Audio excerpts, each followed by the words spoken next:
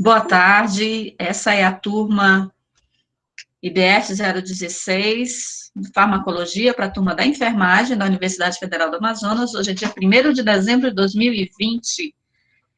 E aí, já tem gente colocando aí que está ciente que essa aula está sendo gravada. Por favor, todo mundo coloque aí. Estamos gravando a aula, para poder deixar também à disposição lá no nosso Google Classroom, né? Obrigada, gente. Então, essa nossa aula é a farmacologia dos anti-inflamatórios. Esse último módulozinho, nós vamos falar dos anti-inflamatórios e também dos analgésicos. Boa parte dessas substâncias que têm atividade anti-inflamatória tem propriedades analgésicas. Então, quando a gente falar também dos analgésicos, nós vamos também mencionar os que são analgésicos narcóticos e os não narcóticos, justamente por conta dessas propriedades anti-inflamatórias que vários analgésicos apresentam. E nós temos um grupo de drogas, obviamente, que não tem propriedade anti-inflamatória, mas tem uma ação importante nesse processo da dor, né? Então, vamos estar sempre ligando, fazendo essa função, né, de ida e vinda, quando estivermos falando desse processo, tanto de inflamação quanto de dor, né? Eu sou a professora Cíntia Miro, que você já conhece, o nosso e-mail institucional é iamiri com 2 L's, @ufam.edu.br, mas vocês também se comunicam com a gente através da nossa sala aqui no Google Classroom, né? Vou começar já na brincadeira com vocês, ok? Nós temos um caso clínico, que é essa minha amiga professora, né, casada, né, 32 anos, colocou-se aqui a cor da pele dela, mas para a nossa condição nessa situação clínica é irrelevante, mas a questão de ser professora e casada talvez seja um fator que a gente vai discutir um pouquinho sobre isso. A história clínica dessa professora: portadora de artrite reumatoide, em uso de anti-inflamatórios não esteroidais. AINE, anti-inflamatório não esteroidal. Teve um diagnóstico de úlcera péptica duodenal, confirmado por endoscopia após investigação de queixas dispépticas. A úlcera, nós já sabemos, por vários históricos clínicos, que ela pode ser causada por diversos fatores. Um deles é o estresse, né? Por isso que eu pedi para chamar a atenção ali da situação dela ser professora e ser casada, né? Já por si só ser casada já é um estresse, né? Mas enfim, vamos deixar isso em off. Ser professora também não é uma profissão que nos deixa muito tranquilos o tempo inteiro, né? Mas enfim, né? A história realmente é importante. Ok, Michele, estou entendendo, né, que você está caindo aqui. Mas como vai ficar gravado, acho que te ajuda depois para acompanhar de forma contínua. Esse é um dos fatores que pode causar o desenvolvimento de úlcera péptica duodenal também, ok? Então, a nossa paciente tem artrite reumatoide, usa um anti-inflamatório não esteroidal e tem úlcera péptica duodenal, que foi confirmada por endoscopia. Para o tratamento, o médico receitou misoprostol, que ele é conhecido por ser um derivado de prostaglandinas. A gente chama ele de análogo de prostaglandinas, porque ele imita as prostaglandinas. E o esquema de administração foi o preconizado para essa condição. O restante da história clínica dessa paciente foi irrelevante, mas o médico não fez indagação se ela pudesse estar grávida. Atenção para isso. Aí eu vou pedir já para vocês anotarem aí, né, essas 4 perguntinhas, que ao longo dessa aula nós vamos responder e vocês já vão me fazer uma resenha e publicar para mim lá na nossa aba de atividades. relacionar o tratamento com anti-inflamatório não esteroidal ao surgimento da úlcera péptica, justificar farmacodinamicamente o emprego de derivados de prostaglandinas na úlcera péptica, né? Esses derivados de prostaglandinas é o misoprostol em questão. A terceira pergunta, por que era importante indagar a história obstétrica dessa paciente? Havia alguma relevância nesse caso ou não? Já que a gente está tratando de úlcera, né? Vamos pensar como isso pode se desenvolver. E o quarto, se o paciente fizesse o uso de inibidor seletivo de ciclooxigenase 2, estaria isenta do efeito indesejável apresentado? Qual o efeito indesejável aqui? E se ela usasse esse inibidor seletivo de ciclooxigenase 2, esse efeito não apareceria. Ok? Anotaram aí? Anotem aí que eu vou já passar de slide. São 4 perguntinhas que vocês vão fazer uma resenha para mim. Isso aqui, máximo 10 linhas, vocês respondem tranquilamente para mim, isso aqui. E já está valendo nota, hein? E aí, como é que é? Que história é essa, né? Oi? Que horas para postar? Eu vou deixar para vocês postarem até quarta-feira. Tá bom, obrigado. Tranquilidade. Mas hoje eu já vou deixar um tempo, se quiserem, já se livram disso. Ok? Essa carinha brabinha aqui é da minha filha do meio, né? Quando ela era bebezinha, ela adorava fazer caras e bocas. Hoje ela está com 17 anos e continua fazendo caras e bocas. Então, vamos por partes, igual o Jack Estripador, né? Não sei se vocês já ouviram falar dessa figura, né? Histórica dos contos policiais. Mas, vamos lá. Os sinais vitais são conhecidos como 5. Né? Vocês da enfermagem, inclusive, vão trabalhar com esses sinais o tempo inteiro, né? Essa observação desses sinais é crucial para o acompanhamento do paciente. Então, a temperatura, pressão arterial, pulso, frequência respiratória, são 4 sinais vitais contínuos de acompanhamento de uma condição vital equilibrada, não é? A temperatura, ela deve variar em torno de 35,6 até mais ou menos 37, ou um pouquinho menos que 37, algumas pessoas já, por conta de sensibilidade, podem apresentar algum grau de sensibilidade febril, né, a partir de 37 graus, mas nós temos como 37 ainda uma temperatura considerada normal. A pressão arterial também é medida em milímetros de mercúrio, né?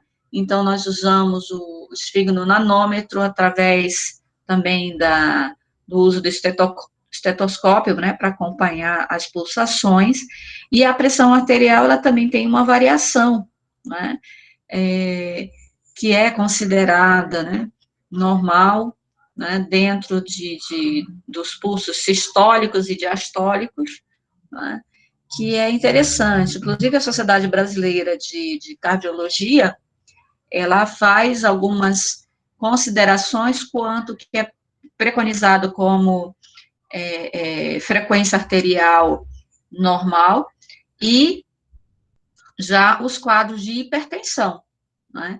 Antigamente se imaginava que a partir de 130 milímetros, né, de mercúrio, já era considerado uma pressão elevada. Hoje, 120 já começa a chamar a atenção, dependendo do quadro geral também do paciente, em que situação ele se encontra, histórico familiar, né? Então, algumas características são interessantes quanto à pressão arterial. Vocês devem ter visto isso com o Zé Wilson, e com certeza na semiologia vocês também devem já ter esses valores já bem gravados, né? O enfermeiro tem que gravar isso pro resto da vida, não é?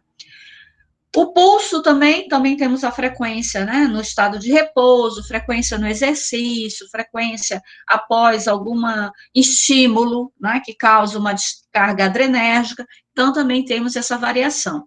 E a frequência respiratória, obviamente, também. Inclusive, o volume expiratório é um fator extremamente importante para acompanhar essa viabilidade do oxigênio nesse paciente. Inclusive, a verificação, né, desse volume expiratório tem sido, assim, muito frequente hoje em dia por conta do Covid, né? É um fator também de acompanhamento dos pacientes essencial. E isso tem realmente salvado muitas vidas quando se faz um bom acompanhamento e já a colocação desse indivíduo numa condição já de conforto para viabilizar essa resposta à oxigenação adequada. Bom, esses 4 sinais são sinais vitais extremamente importantes. A dor, ela vem aqui como sinal vital porque a dor é uma sinalização. De forma geral, enquanto estamos funcionando muito bem o nosso organismo, nós não devemos sentir dor, não é? Esse é o ponto essencial. Quando alguma coisa dói no nosso organismo, significa que tem alguma coisa errada. É uma resposta por uma viabilidade celular, por um jogo de sinais, por uma transdução de mecanismos, principalmente iônicos, de que algo não está bem, ou que nós temos alguma alteração em algum sistema de sinalização de sinais. A dor é extremamente importante. Nós temos algumas patologias, inclusive, que a sensibilidade à dor ela é extremamente aumentada. E o paciente sente um desconforto muito grande. E isso vai afetar a frequência respiratória, a pressão arterial, muito provavelmente a temperatura e o pulso, não é? Então, são sinais vitais que são importantes nesse processo. Por que a senhora está falando disso, professora, aqui na inflamação? Porque a resposta inflamatória, ela mexe com esses sinais vitais. Uns mais exacerbados que outros. Uns acabam se tornando sinais pró-inflamatórios extremamente importantes que também devem ser olhados com muito cuidado. Ok? Até agora? Quando a gente pensa no processo inflamatório como um todo, né, a gente tem que lembrar um pouquinho lá do processo de definições de como acontece. A resposta inflamatória, ela pode acontecer de forma aguda ou de forma crônica. De forma geral, se determinou que a inflamação seria esse processo complexo, iniciado por um dano no tecido, que pode ter sido causado por fatores externos ao corpo, fratura óssea, necrose, olha, necrose escrita errada aqui, necrose tecidual, algum outro fator que está vindo da área externa, ou por fatores que vêm do meio interno, provocando também alguma resposta de dano nesse tecido. Ferimento mecânico que causa uma lesão interna, resposta física, química, biológica, imunológica, são fatores exógenos que podem levar a esse dano tecidual, que pode iniciar essa resposta inflamatória. Lembra quando eu estava falando dos sinais vitais? Desde a época de Cornelius Celsus, né? Né? Ele já falava desses 4 primeiros sinais do processo inflamatório. Assim como nós temos os sinais vitais, que são 5, o Cornelius já determinava, lá ainda, acho que no período de 600 a.C., não tenho certeza, ele já determinava que o processo inflamatório, ele vinha carreado de uma resposta de calor na região, acompanhada de um rubor, avermelhão, vermelhidão, né, em torno, o tumor, quer dizer, o inchaço naquela área localizada, e a sensação dolorosa no ponto onde está aferido essa resposta inflamatória. Essa era uma característica que o Cornélio Celsus já tinha observado, né? Não muito longe, mas bem depois de Cristo, Rudolf Kahl, ele, além de ter observado esses 4 sinais, ele percebeu que o processo inflamatório evoluía até a perda da função tecidual, que leva a um dano tecidual que pode ser severo, mas que pode ser recuperado, ou que perca totalmente a funcionabilidade daquela região onde a resposta inflamatória está mediada. Agora, vejam só um detalhe, nós podemos ter respostas inflamatórias em pontos específicos, na ponta do dedo, na ponta, em parte do braço, em parte das pernas, na cabeça, mas nós também podemos ter um processo inflamatório generalizado. Se o processo inflamatório localizado já causa algum nível de dano que pode levar a uma perda tecidual importante, imagina um processo inflamatório generalizado. Olha só o dano que isso pode trazer ao indivíduo, né? Essa é uma representação bem típica disso, né? Uma resposta de indução mecânica externa, causando lesão na derme, na epiderme, né? E indo no tecido conjuntivo mais profundo, e carreando agentes externos, nesse caso específico aqui, trazendo bactérias para o meio interno. Imediatamente a esse processo de lesão e de encaminhamento desse agente externo, né, nós temos a ativação de fatores quimiotáticos e vasoativos, que migram para essa área para tentar conter o avanço dessas bactérias, desses agentes. No nosso sistema sanguíneo, nós temos uma série de mediadores que estão sendo carreados aí, vocês já estão ficando carecas de saber disso, né? Agentes do sistema complemento, anticorpos, proteína C reativa, né? Nós temos as estaminas correndo, os polimorfos nucleares, nós temos uma série de substratos que vão estar, que fazem parte da composição, né, do plasma, que estarão sendo estimulados a saírem do leito vascular e migrarem para essa área onde aconteceu esse primeiro manifesto da ação do agente externo.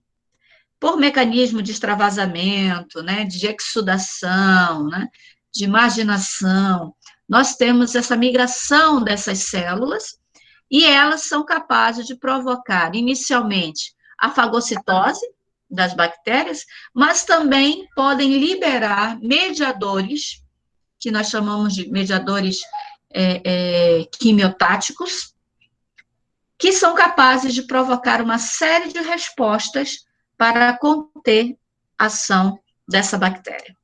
O ponto inicial aqui é isolar esses agentes no menor espaço possível, impedindo que ela se dissemine, né? Imagina essas bactérias caindo aqui na corrente sanguínea, né? É o caos. Então, o nosso corpo, ele inicia esse processo de defesa. O processo inflamatório em si é uma resposta de defesa importante para o nosso corpo. E nós temos essa resposta de defesa ocorrendo em etapas. Claro que as etapas são muito rapidamente e acabam se entrelaçando, mas de forma didática, nós falamos que existe a ativação dos sistemas plasmáticos, o sistema de coagulação sanguínea, por exemplo, é extremamente funcional, porque ele impede a disseminação, então, quanto mais coágulos eu fizer impedindo, né, a movimentação desse agente, melhor vai ser para o meu organismo, né? A resposta fibrinolítica e a resposta do sistema complemento, trazendo uma ação tecidual importante. Mas também nós temos a etapa de degranulação dos mastócitos, que estão lá presentes no leito vascular, e ativação também dos macrófagos. Tanto mastócitos quanto macrófagos, eles são carreados de vacúolos que estão cheios de neurotransmissores, de substâncias quimiotáticas, que são chamadas de citocinas, né? Importante salientar aqui a histamina e as prostaglandinas. Olha aí a prostaglandina aparecendo para a gente a primeira vez aqui, né? Lembram lá da história da minha amiga professora, né? Foi dado a ela o análogo de prostaglandinas. Nós temos histamina, que é um neurotransmissor extremamente importante, inclusive muito responsável também por funções gastrointestinais, mas quando eu penso na resposta inflamatória, a histamina, ela está muito relacionada com aquele processo do surgimento das petequias e da coceira naquela região onde aconteceu a lesão, né? Começou a coçar, começou a arder, começou a ficar vermelho, pode ter certeza que a histamina já migrou para essa área tecidual e já está manifestando as suas respostas. As prostaglandinas têm um fator também de proteção tecidual importante, e aí as prostaglandinas são diversas, algumas são liberadas somente em situações específicas, como no caso da inflamação, outras prostaglandinas são liberadas basalmente, como um processo de controle, por exemplo, do processo digestório, em que eu libero o aumento da gastrina, diminuindo o pH, fazendo com que haja a estimulação do fator de ativação da bomba de prótons, né? Para que haja essa diminuição do pH e liberação da gastrina, liberando uma série de enzimas responsáveis pelo processo digestório. As prostaglandinas do tipo A2, desculpa, elas são responsáveis por um processo de controle e proteção também da mucosa gástrica, né? Senão, já pensou, toda vez que a gente fosse digerir, digeria também o nosso estômago. Então, nós temos um mecanismo de proteção importante no qual as prostaglandinas estão envolvidas. Então, elas são mediadores importantes nessa etapa. Além dos leucotrienos, que também são responsáveis por estimulações dos fatores de migração e de proteção imunológico, né? E eles são conhecidos como mediadores da inflamação. No processo de estimulação imediata da inflamação, nós temos carreado uma resposta vasodilatadora muito proeminente. Por que essa vasodilatação? Porque quando eu aumento essa vasodilatação, eu aumento também a permeabilidade dos vasos, das artérias, das vênulas, dos capilares, não é? Fazendo com que haja esse aumento de permeabilidade, eu permito que o conteúdo dessa luz do interior dos vasos, artérias e arteríolas, eles possam ser extravasados para o meio extracelular. E com isso, todos esses agentes vão poder, obviamente, fazer as suas respostas, né, de controle. Dos pontos interessantes, quando eu tenho o aumento dessa vasodilatação e aumento do fluxo sanguíneo numa resposta inflamatória, aqueles dois primeiros sinais do processo inflamatório, o calor e o rubor da área, estão bem estabelecidos, principalmente com a presença de prostaglandinas e de histamina nessa região. O aumento dessa vasodilatação exige que haja também o aumento da permeabilidade vascular. E claro que toda vez que a permeabilidade vascular entra em ação, que ela libera o seu conteúdo, extravasa, a área onde vai receber esse conteúdo, ela fica edemasiada, né? Ela incha, ela forma o que a gente chama de tumor. É uma característica do processo inflamatório, principalmente por toxinas.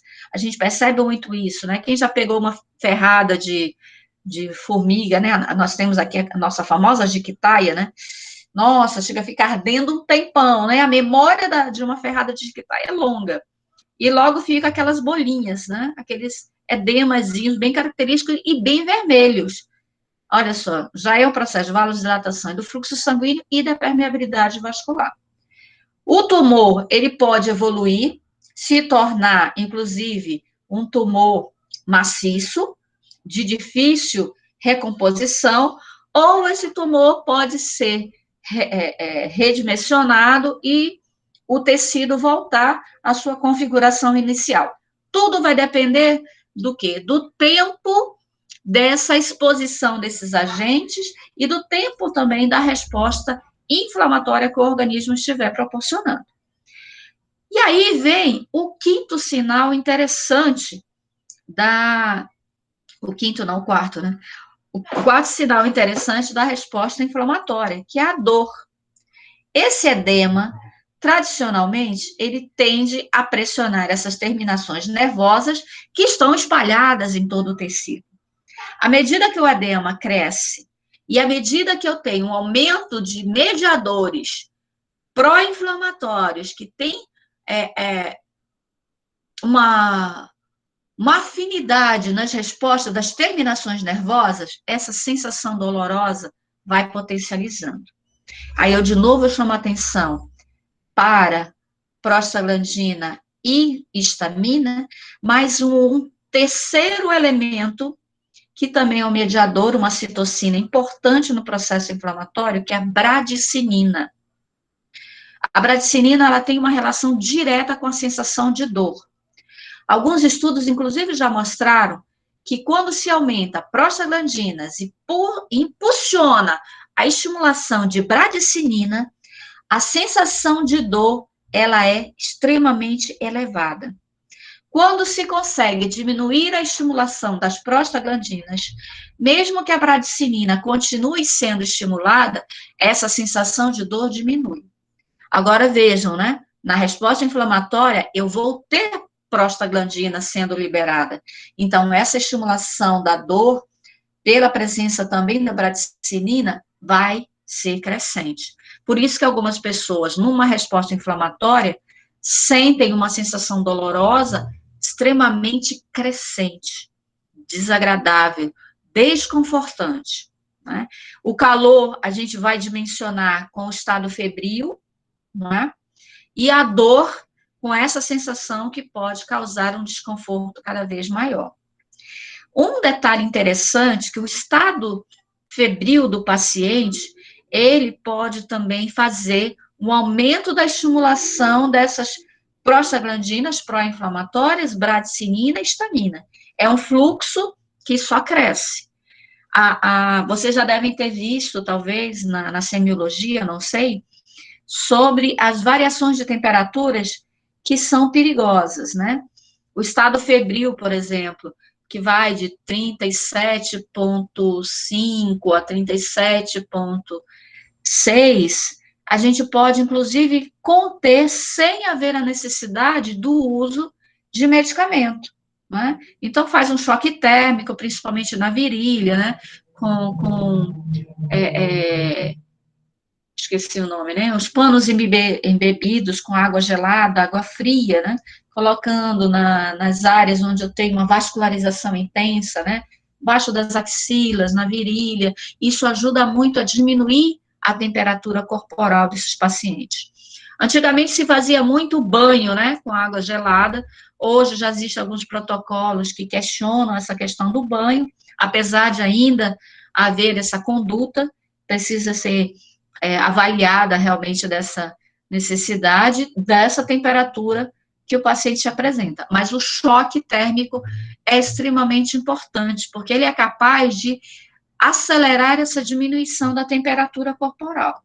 No entanto, se eu não sei quem está causando o aumento dessa temperatura, o simples uso do choque térmico pode não ser suficiente para aliviar o paciente, porque assim que ele restabelecer, né, o choque, ele pode voltar a aumentar essa temperatura. À medida que a temperatura sobe de 37,8, 37,9, já é uma temperatura que ela já nos deixa preocupados e que há uma necessidade já do uso de medicamentos, né? Antitérmicos, por exemplo, como a dipirona, tradicional nos hospitais. Aqui no Brasil se usa muito dipirona nos nossos hospitais, tanto públicos quanto privados. Na Europa e alguns países dos Estados Unidos, a dipirona é proibida. E aí eu vou deixar vocês com a pulguinha atrás da orelha para a gente conversar com mais detalhes sobre dipirona no outro momento, tá bom? Mas a dipirona é um excelente antitérmico. E ela também tem uma propriedade analgésica importante. Então, ela já alivia, já dá um conforto. À medida que essa temperatura aumenta para 39,5, 39,8, se aproximando dos 40 graus, é uma temperatura muito severa e muito perigosa. A partir de 40 graus, as nossas células neuronais, as células centrais, elas são sensíveis e elas morrem. E uma vez perdido células centrais, a gente não consegue recompô-las. Né? São neurônios extremamente importantes. Então, a gente tenta ao máximo evitar ultrapassar dos 40 graus. Aí falei de novo da dipirona, né? Deixa eu chamar a atenção para vocês uma coisa. Um paciente que se encontra com 49 graus e meio de febre, eu até vou mais longe, a partir de 49 graus, o paciente não deve tomar a dipirona sem antes ter sofrido um choque térmico. Por quê, professora? A dipirona, tradicionalmente, na grande maioria das pessoas, existe somente um pequeno percentual de pessoas que não apresentam esse evento que a dipirona é capaz de proporcionar. Ela aumenta em 1 grau a temperatura corporal. E aí você veja o problema. Se o paciente já estiver com 49 graus e meio e tomar a dipirona, ele vai chegar para 40 graus e meio. Ele entra em convulsão, entra em choque. O risco da gente perder esse paciente com a dipirona é muito grande. Olha que eu não estou falando aqui de paciente que é sensível à dipirona, que tem hipersensibilidade à dipirona. Para esses, não se usa dipirona nem para dar tchau para ele, ok? Nós temos outros antitérmicos importantes aí, paracetamol, nós temos o AS, nós temos outros anti-inflamatórios que têm essa propriedade também antitérmica que podem ser usados, ok? Ibuprofeno, por exemplo. Mas, na condição de estar usando somente a dipirona, prestar atenção nessa questão da temperatura para não correr nesse risco, ok? Então, esse é um ponto importante. E essa sensação de dor, à medida que o calor vai aumentando, ele também vai aumentando esse fluxo sanguíneo, consequentemente, a permeabilidade vascular. Esse tumor continua pressionando as terminações nervosas e a sensação de dor para esse paciente acaba se tornando muito, muito desagradável e às vezes até insuportável. Então, são fatores que a gente precisa levar muito em consideração.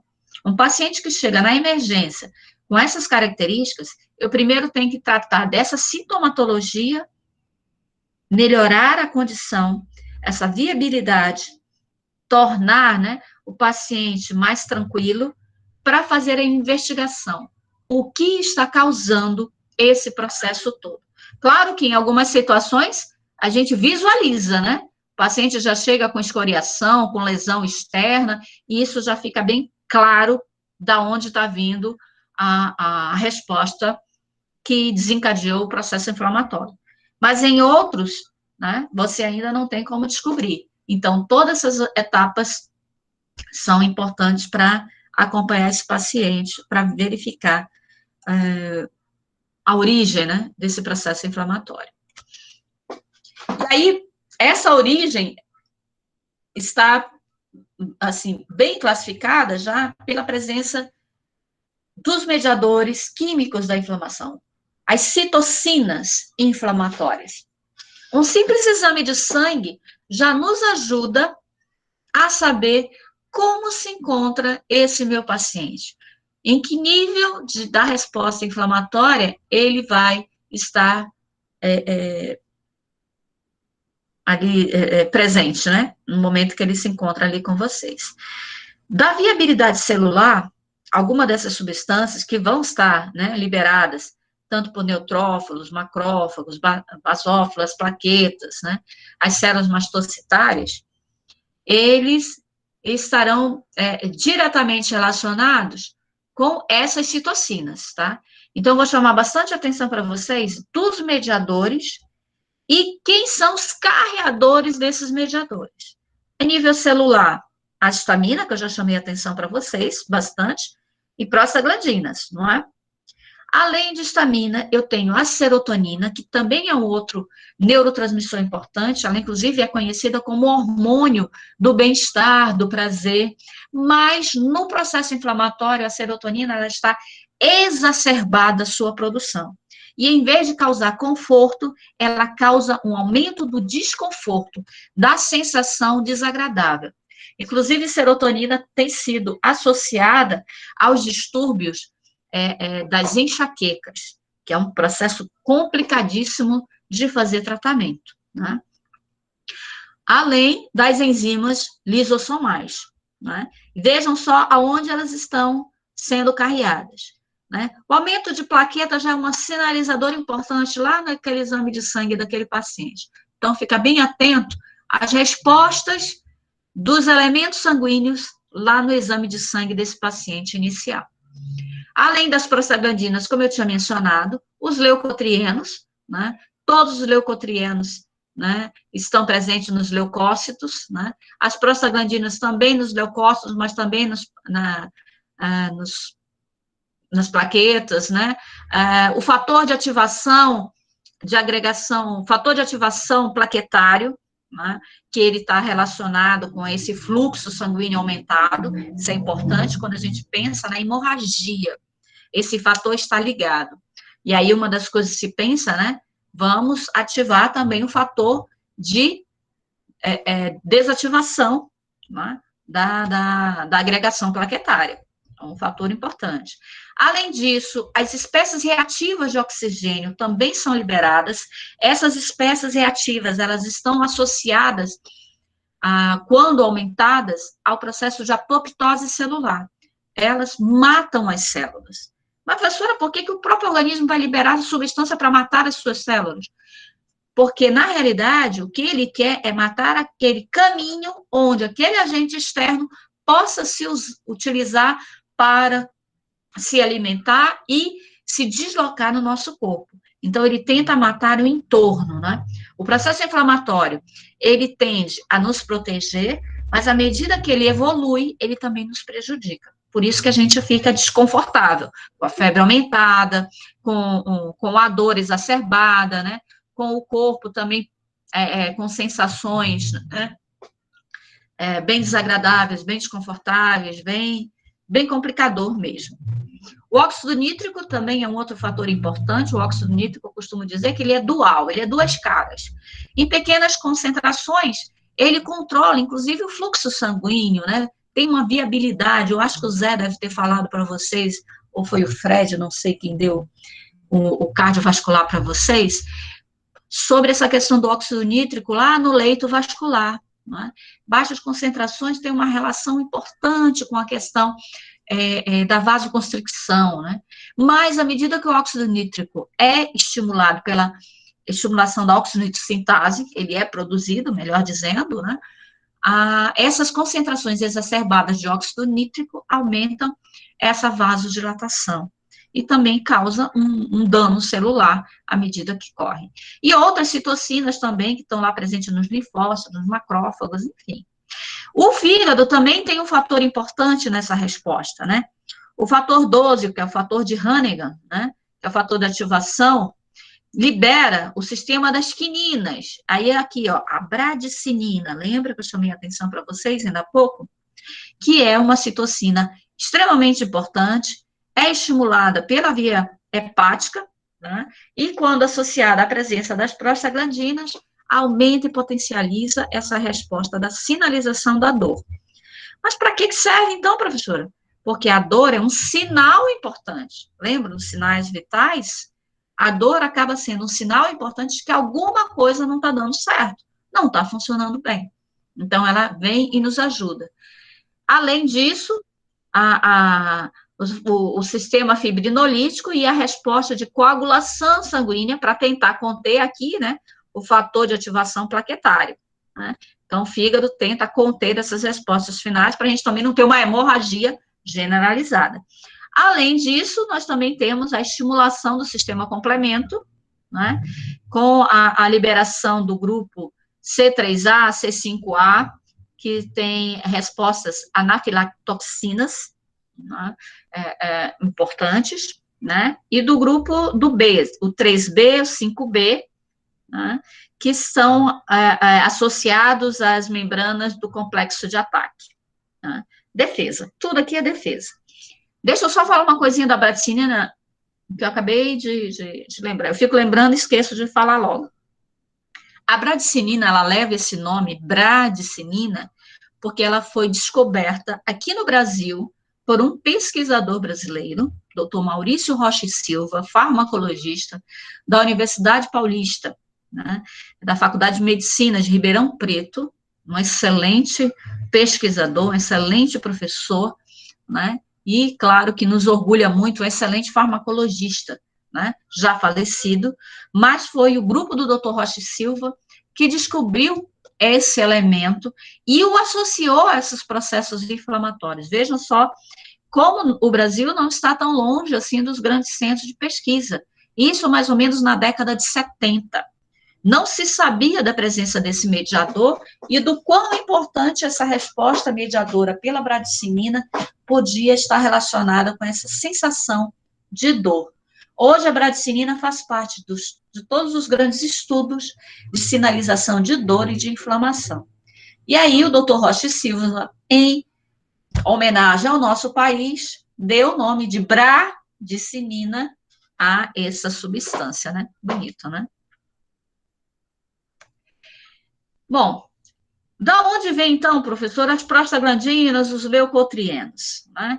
Esses mediadores tão importantes, aqui, ó, no finalzinho da cascata, tão importantes nesse processo inflamatório como mediadores. Todos dois, eles são conhecidos por serem metabólitos do ácido araquidônico. Esse ácido araquidônico, ele é ativado a partir da fosfolipase A2, que forma esse ácido, que ele sofre ação de dois grupos enzimáticos importantes. A 5-lipoxigenase, que vai formar os leucotrienos, importante nesse processo de mediação, inclusive do sistema de defesa também, e do grupo das ciclooxigenases. Vocês lembram de ciclooxigenase? Lembram lá do caso clínico, foi falado isso, dessa enzima lá. Falou assim, a ciclooxigenase 2, acho até que foi a última questão. Essa ciclooxigenase, ela, quando ativada, ela provoca a formação desse grupo PGH2, que é rapidamente degradado em prostaglandinas e trombexanos. Os trombexanos estão relacionados aos fatores de coagulação mesmo, não é? Importantes para evitar uma excessiva resposta, né, hemorrágica, e as prostaglandinas, porque elas carregam mediadores inflamatórios importantes. Ok. Agora, um fator fundamental aqui para a gente começar a entender lá o porquê o caso clínico falou em COX-2, né? A ciclooxigenase, a COX-2, ou a COX primeiro, né? Ela é um grupo enzimático que tem 3 substratos, ou 3 subtipos, né? Melhor dizendo. A ciclooxigenase do tipo 1, a ciclooxigenase do tipo 2 e a ciclooxigenase do tipo 3. Os mais íntimos, né? Ela está relacionada aos fatores metabólicos. Ela é ativada, lembrem aqui que a fosfolipase, ela está sempre ativa, né? Lembra lá da bioquímica? Vocês viram lá, a fosforilação é um dos fatores de resposta bioquímica contínua no nosso organismo, presente em vários ciclos, não é? Essa ativação pela fosfolipase A2 para a formação do ácido araquidônico, quando na presença da ciclooxigenase do tipo 1, ela produz prostaglandinas que são protetoras do nosso organismo. Inclusive, protegem o nosso sistema gastrointestinal, são responsáveis também na estimulação do nosso sistema, especialmente nas mulheres, né, das contrações uterinas, né, no período menstrual, né, também associados, né, aquela sensação de dor. Aí tem o outro tipo de prostaglandinas ali também estimulando, mas elas são responsáveis pelos movimentos uterinos que fazem com que haja o desprendimento, né, da camada que tinha sido formada para a fecundação, e como não aconteceu a fecundação, ela começa a desgrudar da parede uterina e ser eliminada, né, que é o fluxo menstrual que nós conhecemos.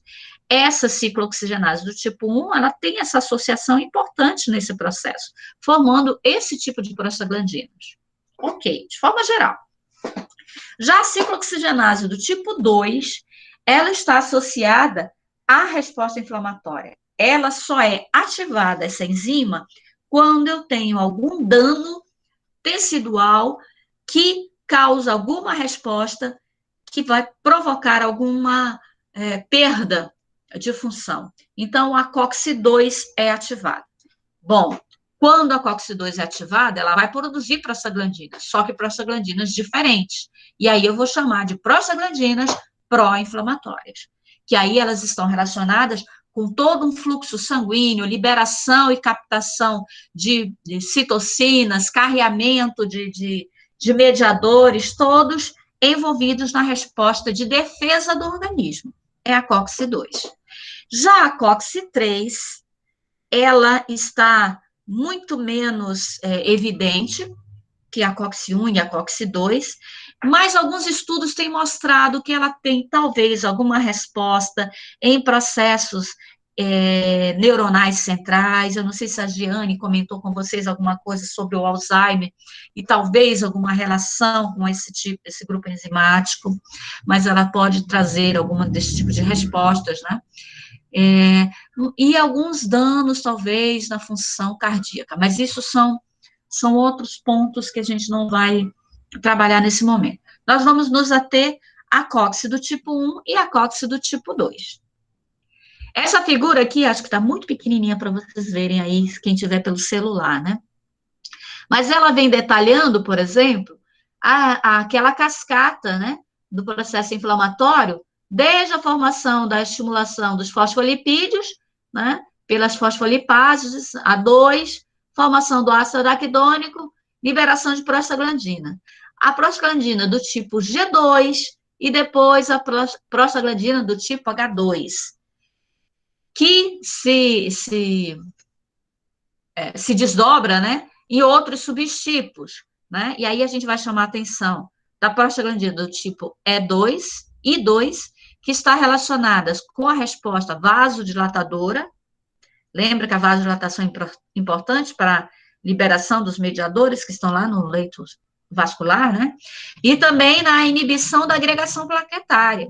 Mas essa mesma prostaglandina H2 também estimula a formação de trombexanos do tipo A2. Esses trombexanos contêm essa vasodilatação das prostaglandinas PGI2 com vasoconstricção, mas eles promovem a agregação plaquetária intensificada, para evitar um processo hemorrágico grande que as prostaglandinas podem produzir. Já viram que essas prostaglandinas I2, elas tanto promovem essa vasodilatação, propiciando a chegada dos mediadores pró-inflamatórios ao local, quanto no processo de permeabilidade celular e vascular, e ao fluxo sanguíneo aumentado, né, podendo estar associada diretamente aos quadros hemorrágicos. E os trombexanos já vão tentar fazer uma contenção. Além disso, da prostaglandina I2, né, a prostaglandina H2, ela também se desdobra em prostaglandina D2, F2, F2-alfa, que também estão relacionadas com a vasodilatação e a potencialização da formação do edema. Então, falou em prostaglandina, falou em vasodilatação, falou em inibição de agregação plaquetária, falou em edema, certo? Além dessa estimulação das prostaglandinas pela formação do ácido araquidônico, né, pelas ciclooxigenases, nós temos na formação, pela estimulação das lipoxigenases, dos leucotrienos, como a gente tinha mencionado. E aí, os leucotrienos do tipo A4 vão se subdividir em leucotrienos B4, que são responsáveis por respostas quimiotáxicas, inclusive aquelas pessoas que têm hipersensibilidade exacerbada a algumas substâncias, a alguns alimentos, cheiros, inclusive medicamentos.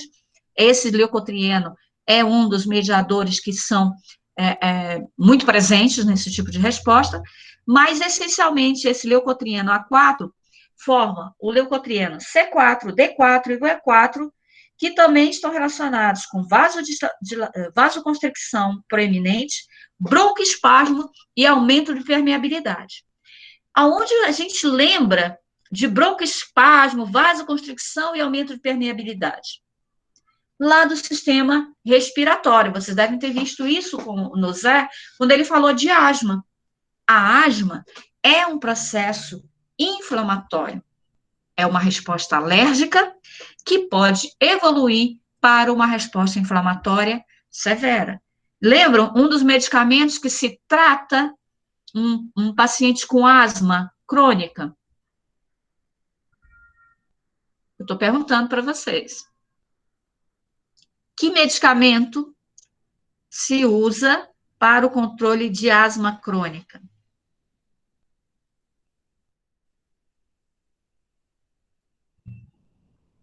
Oi, gente, vocês estão aí ainda? Me deixaram sozinha? Anti-histamínico, professora. Tentando lembrar, esqueci. Anti-histamínico, não. O anti-histamínico é só um antialérgico, não é? Ele só vai aliviar aquelas respostas sintomáticas, né? Os espirros, a rinorreia, aquela vasodilatação localizada nas vias aéreas superiores.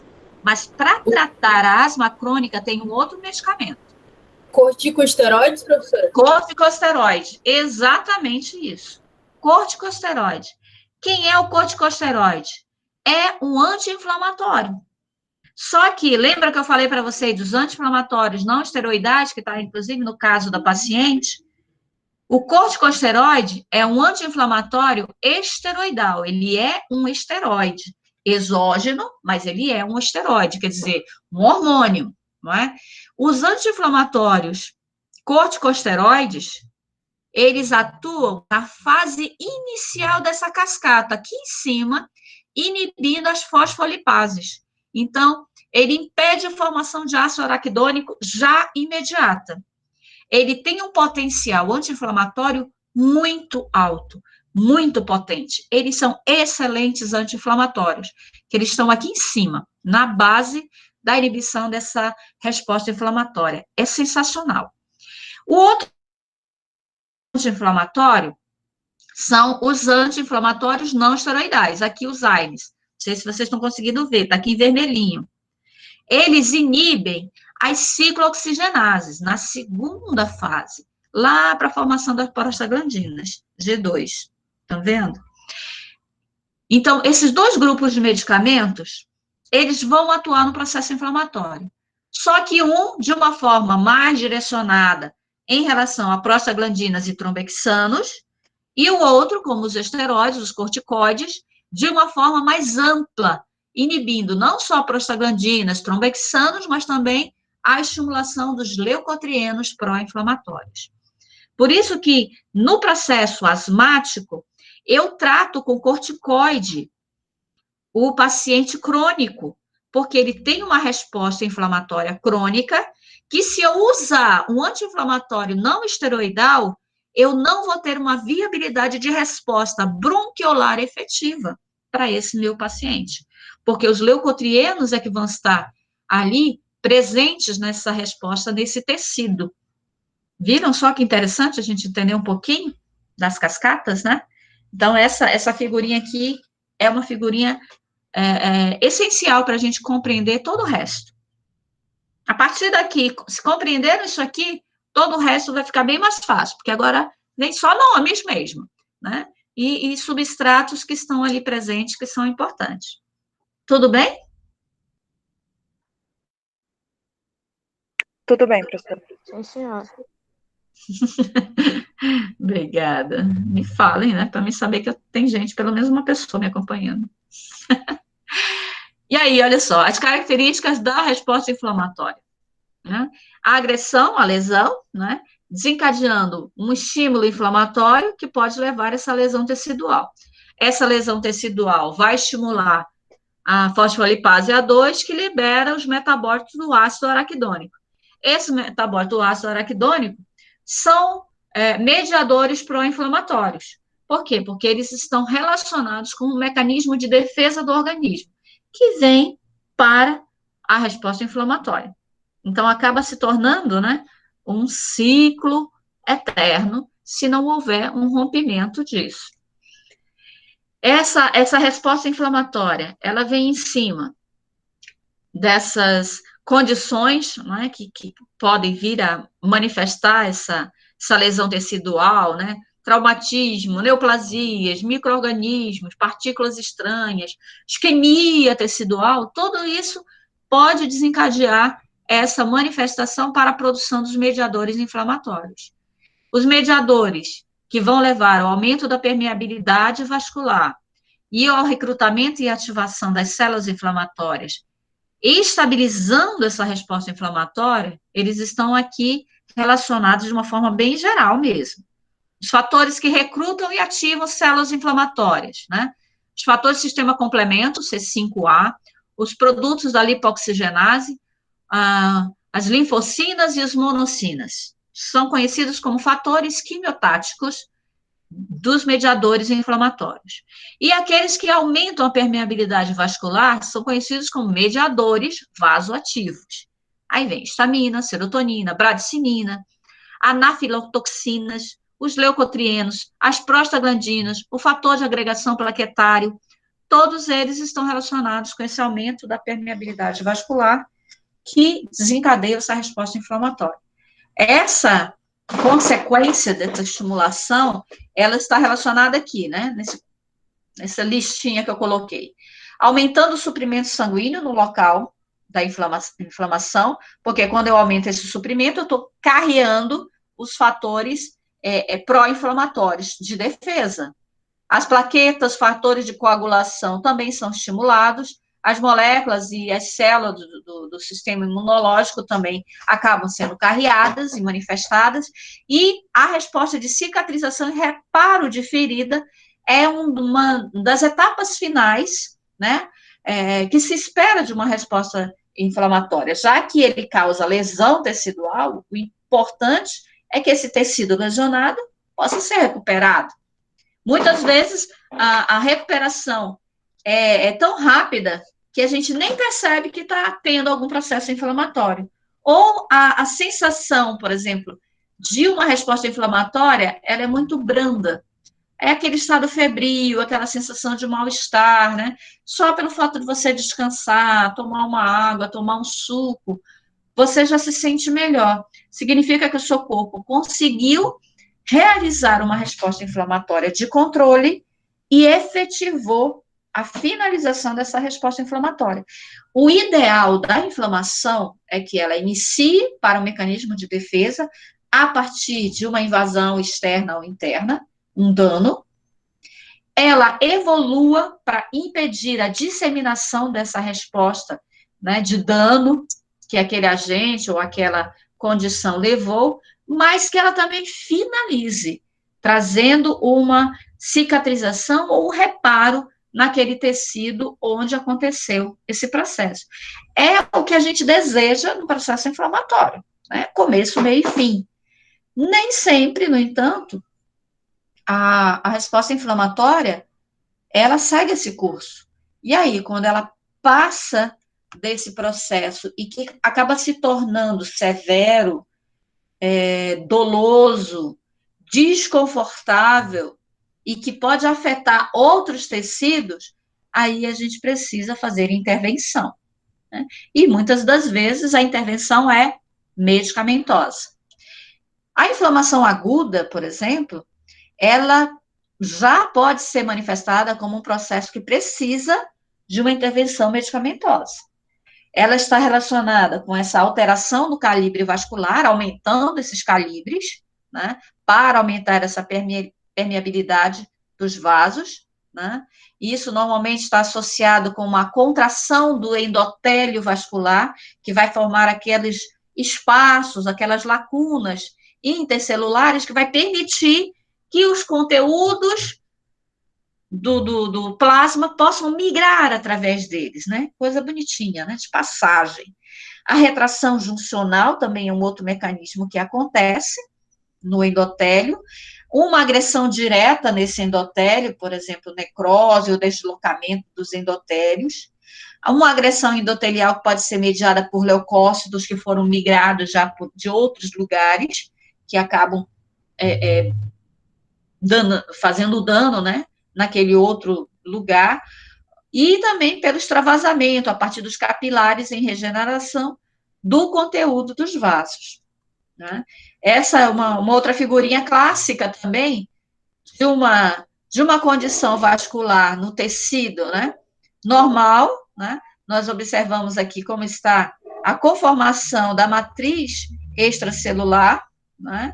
A presença aqui, olha, de linfócitos, macrófagos, de forma mais ocasional, né? A vênula, olha só o calibrezinho da vênula, da arteríola, tudo aqui dentro funcionando na sua normalidade.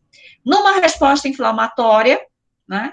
Nós temos, olha só o que tem aqui, o carreamento nessa matriz extracelular de outros mediadores está bem intensificado. Olha só a quantidade de elementos que na resposta normal a gente não identifica, né? Então, neutrófilos migratórios, né? Linfócitos, macrófagos bem característicos aqui.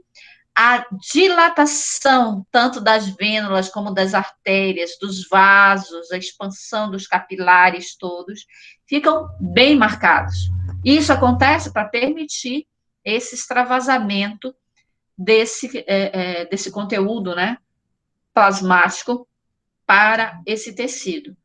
Isso é importante porque dentro desses polimorfos nucleares, nós temos aqueles vacúolos carreados com os mediadores pró-inflamatórios que foram produzidos e estão ali sendo levados, né? Os macrófagos, né? Os mastócitos cheios de histamina, por exemplo, carregando prostaglandinas que foram produzidas. Tudo isso vai estar sendo manifestado aqui. É uma figura clássica, só para mostrar realmente, para visualizar, né, melhor, um processo inflamatório quando comparado com o tecido normal. Esse processo da inflamação aguda, ela pode evoluir para o processo de reparação, que é o que a gente deseja, né? A resolução total com regeneração tecidual, onde a gente nem percebe, por exemplo, que houve algum dano, né? Ele se regenera completamente, ou uma reorganização daquele tecido danado, que sofreu um dano, que é o processo de cicatrização. A gente observa muito no meio externo, né? Quando a gente sofre algum corte, sofre alguma queda, né? Cirurgias, a gente percebe a cicatrização efetiva, né? Alguns pacientes, algumas pessoas têm um processo de cicatrização mais organizado, ele acaba tendo uma resposta muito positiva e praticamente você vê pouca sinalização dessa cicatrização, mas ela existe. Já outras pessoas, né, que têm problema com queloides, alta produção, que eles estão presentes nesse processo de resolução, acabam sendo produzidos em demasia e acaba tendo aquelas cicatrizes mais evidentes, né?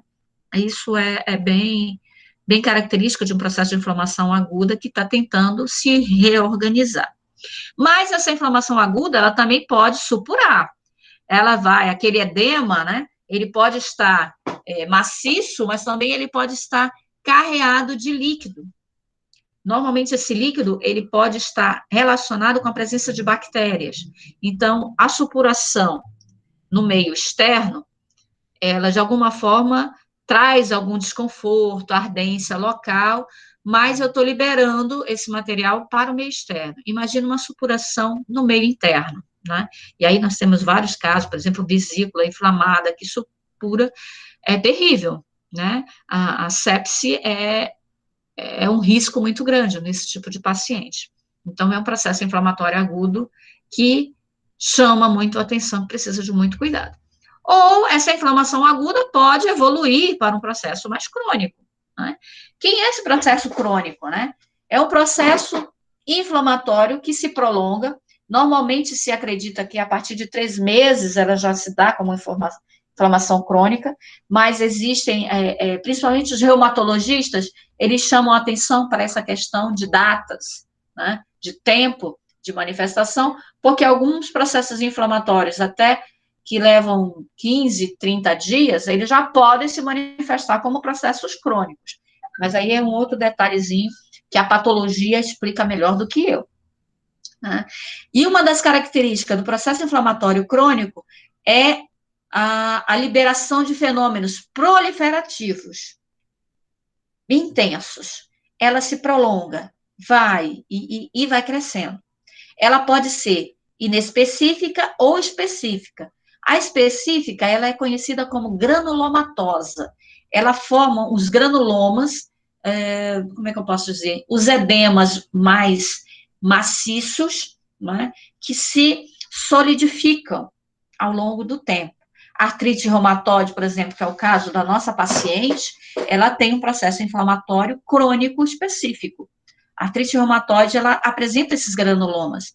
À medida que o paciente evolui nesse processo inflamatório, ele começa a perder a funcionabilidade, principalmente das articulações, os dedos da mão, fica difícil de pegar um copo, de pegar uma caneta. Imagina uma professora que não pode pegar uma caneta, ou que não vai poder digitar aqui no teclado, porque os dedos estarão todos cheios daqueles nós, né, que o processo inflamatório vai desencadeando. E com o passar do tempo, eles também deformam a conformação anatômica desses locais onde eles estão manifestos.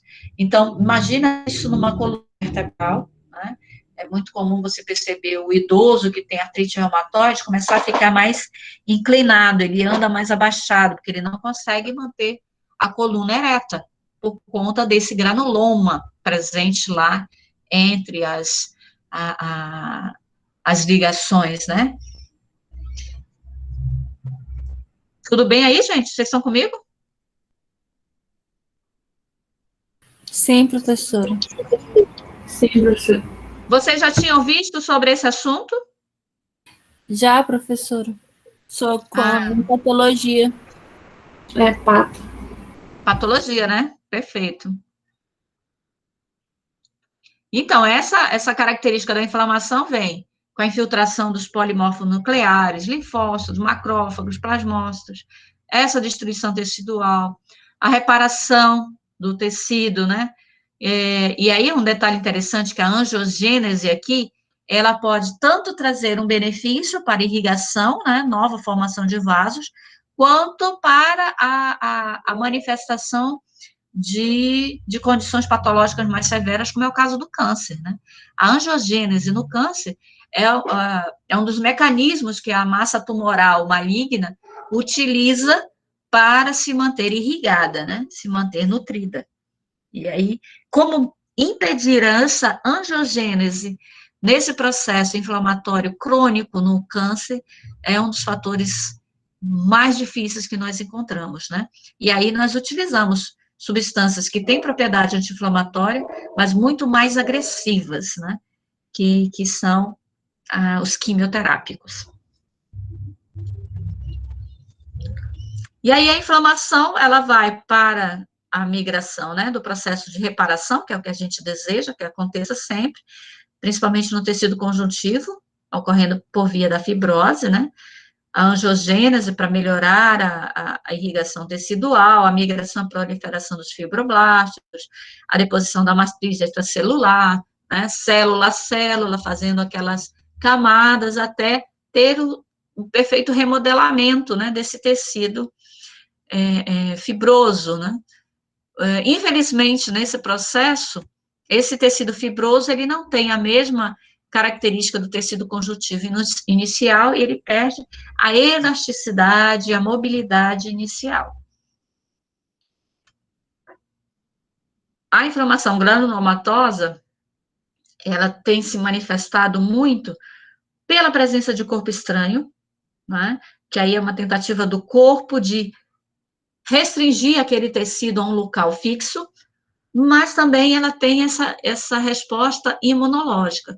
Todas as duas formando esse granuloma, quer dizer, esse edema maciço, né, em pontos específicos.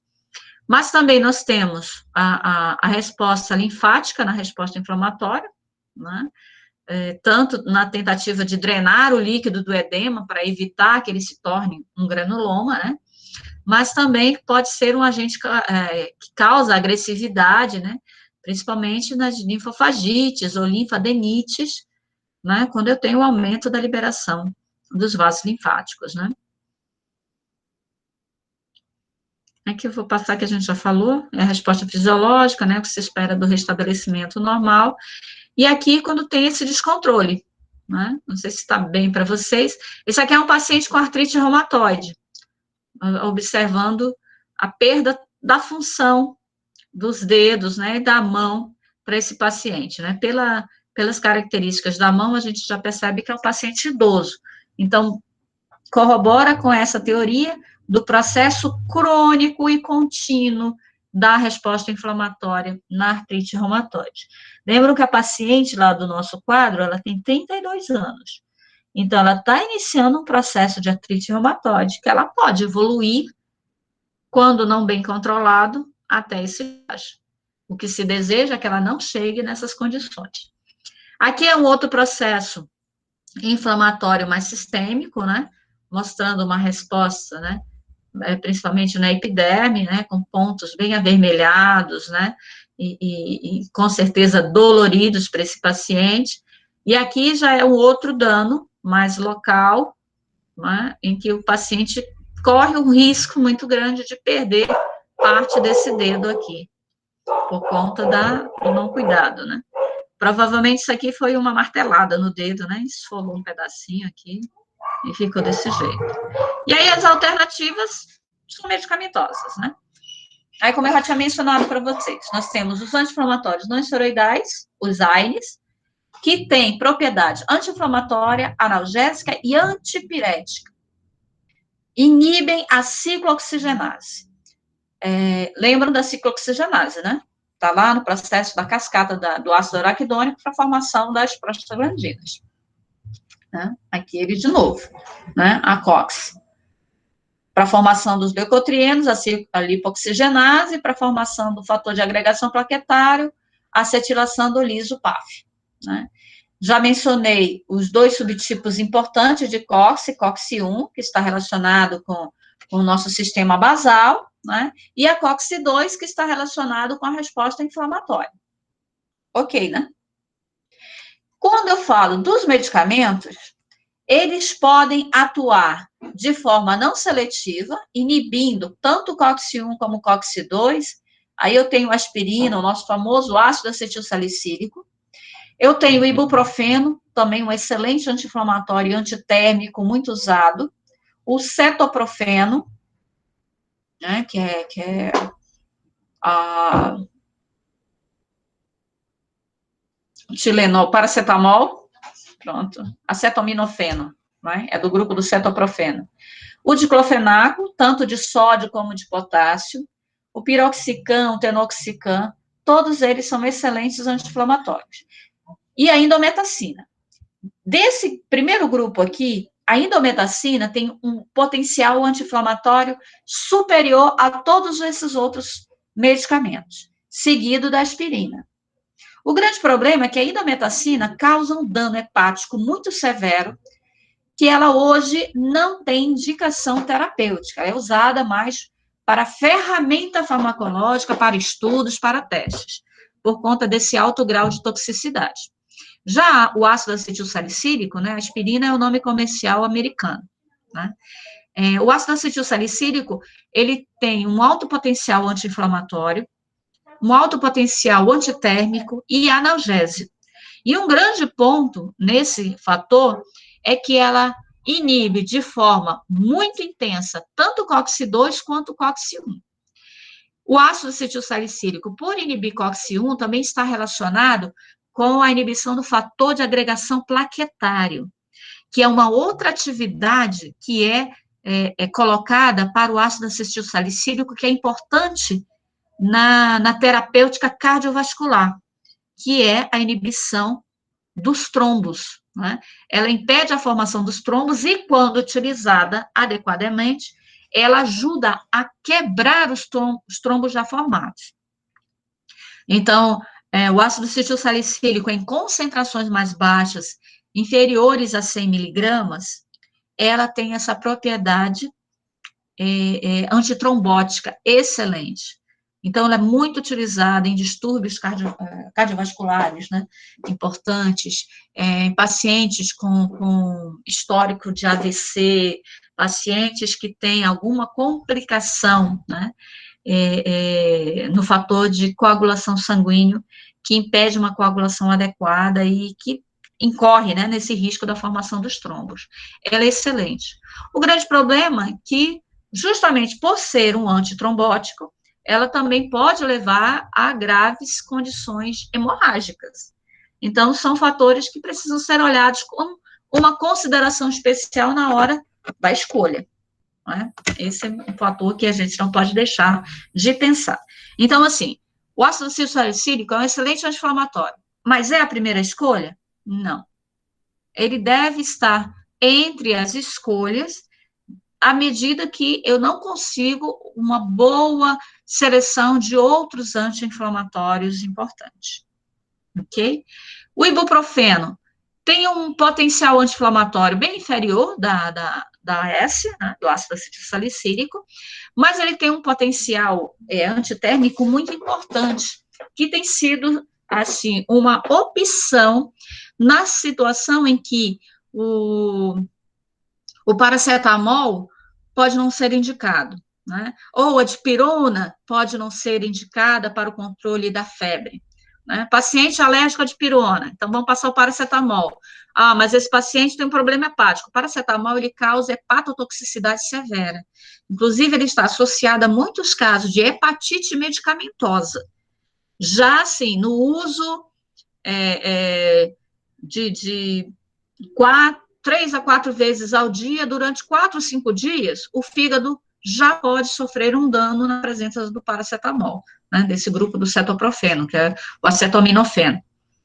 Então, nós precisamos ter esse cuidado importante quando pensa no paracetamol. É uma opção boa? É uma opção boa para quem é alérgico à dipirona e para quem não pode tomar o AS para o controle da febre, né? Ou quem não quer correr os riscos do AS, né, para só o controle da febre. O paracetamol é uma boa escolha. Mas se o paciente já tem algum problema hepático, né, paciente alcoólatra, já sabe que ele vai apresentar dano hepático, muito provavelmente. Ou tem históricos, né, de hepatite, de malária, são pacientes que a gente precisa ter um cuidado muito grande. Então, nessa situação, o ibuprofeno acaba se tornando um elemento de alternativa segura.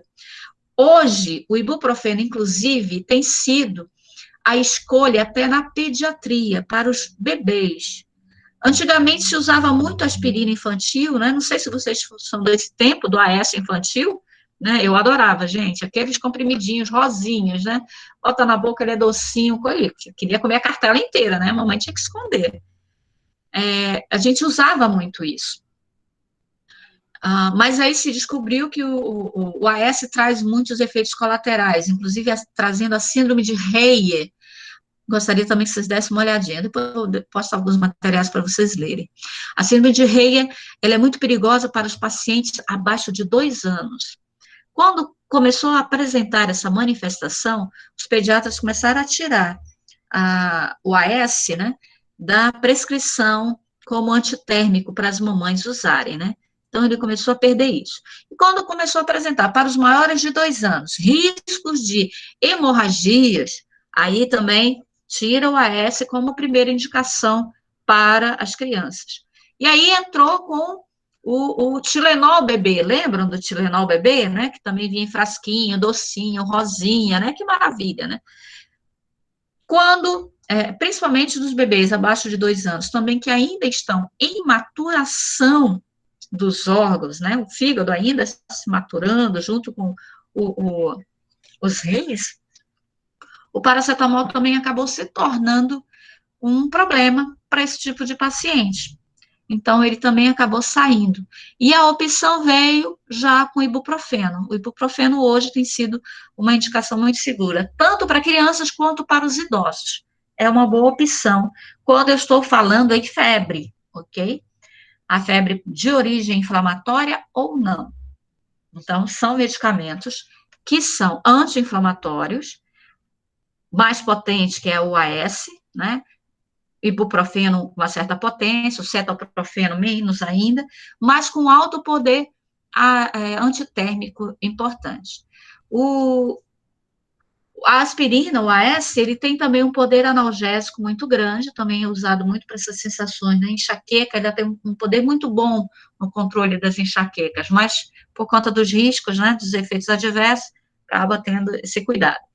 Paracetamol também tem uma ação no controle da dor importante, talvez não tão eficiente para as dores mais severas, mas a gente vai falar de analgesia também, sobre os fármacos mais indicados, né?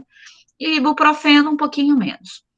Agora, diclofenaco, piroxicam, teroxicam, tem um poder anti-inflamatório muito evidente, muito importante. Então, acabam se tornando como drogas desse grupo aqui, inibidores não seletivos de COX, como drogas anti-inflamatórias mais eficazes, com menos eventos adversos, tá?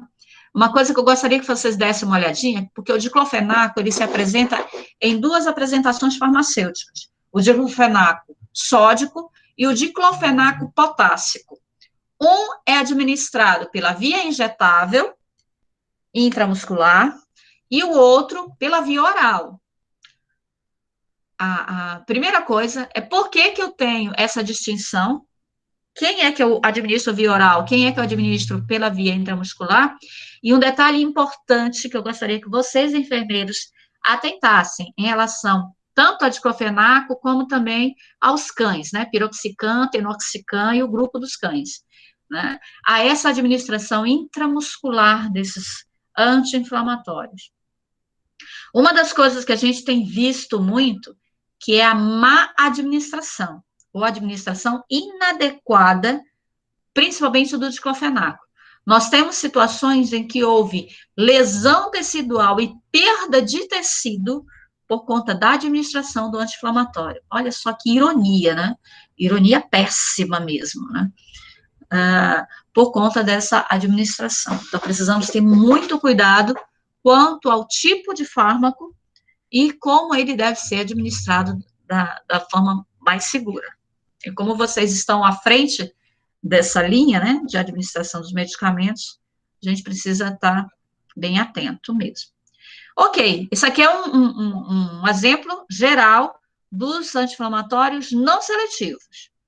Agora, dos seletivos para COX-2. Vocês já viram aqui que não seletivos vão apresentar uma série de efeitos colaterais que a gente precisa estar atento, né? Puxa vida, e agora? O que vai fazer?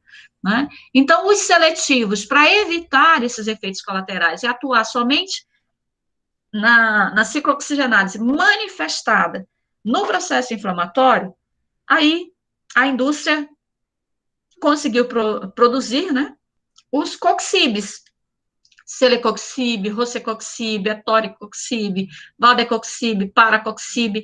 Tem outros coxibs aí que começaram a surgir também nessa jornada aqui. São drogas seletivas que acabam diminuindo os riscos dos efeitos colaterais que os não seletivos produzem.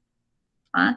Tem também um alto potencial anti-inflamatório e, consequentemente, antitérmico e analgésico, que podem ser realmente relevantes no momento da decisão pela escolha do medicamento adequado. Ok?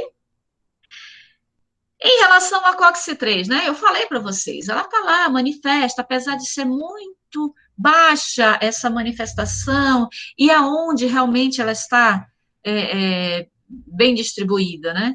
E parece que o paracetamol tem alguma relação com essa atividade enzimática. Opa, tudo bem? Alguém tinha ligado aí? Tudo bem. Aqui no celular. Tudo bem. Mas eu vou chamar a atenção aqui para o grupo do metamizol, que é o grupo da nossa dipirona querida, né? Tão conhecida. O mecanismo de ação da dipirona é um mecanismo, assim, meio não tão claro, não tão certo, mas parece haver uma relação direta com esse grupo da COX-3, que também, por ser um indutor, né, da formação de prostaglandinas, está relacionado, de alguma forma, com as respostas, não da inflamação, mas da febre e da dor.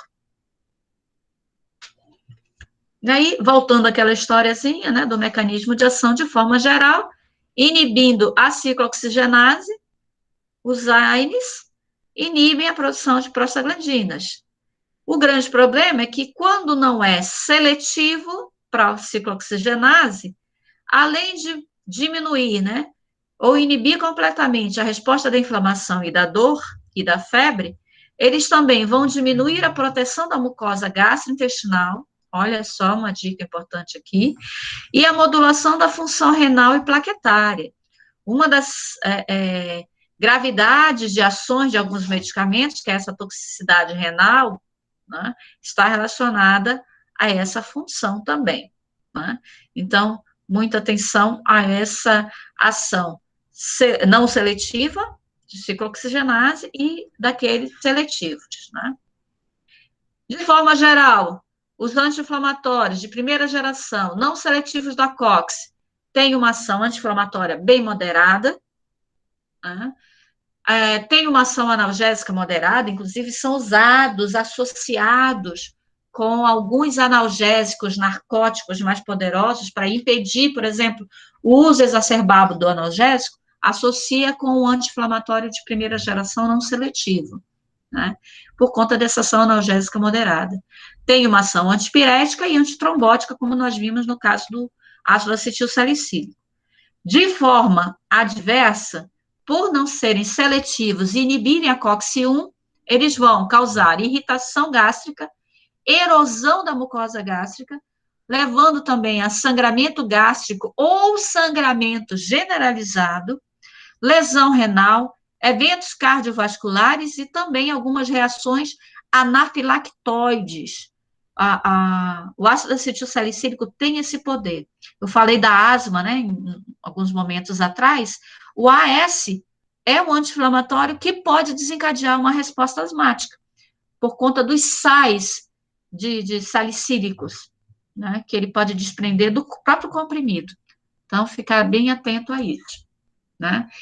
E aonde que estão essas ciclooxigenases, né, para esses medicamentos não seletivos atuarem?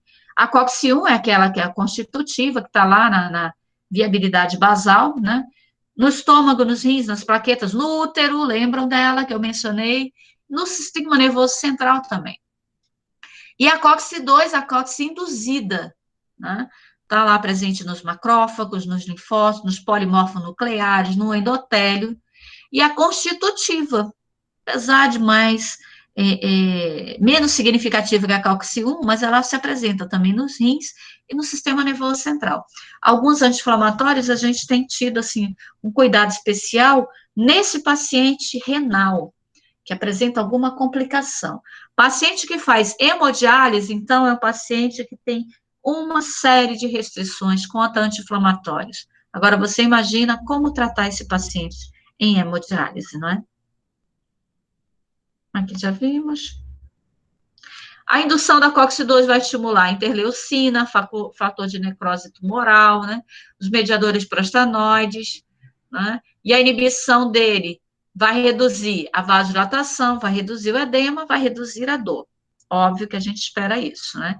O efeito anti-inflamatório dos anti-inflamatórios, tanto os seletivos quanto nos não seletivos, ele é observado inicialmente nos primeiros minutos da sua administração, né, principalmente efetivando as respostas da via da COX-1, né, que está relacionado com as citocinas e na transcrição do RNA mensageiro, que está relacionada com a síntese de COX-2, né.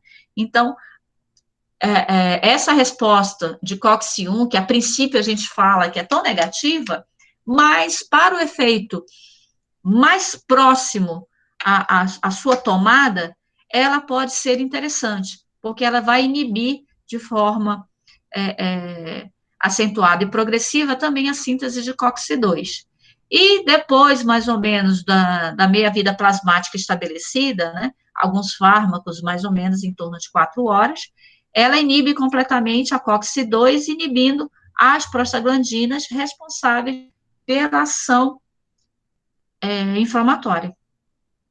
Já o efeito analgésico desses anti-inflamatórios, ele acontece na via periférica, bloqueando a geração precoce e também a tardia das prostaglandinas, que elas são responsáveis pela sensibilização dos nociceptores, né? Já vou falar deles.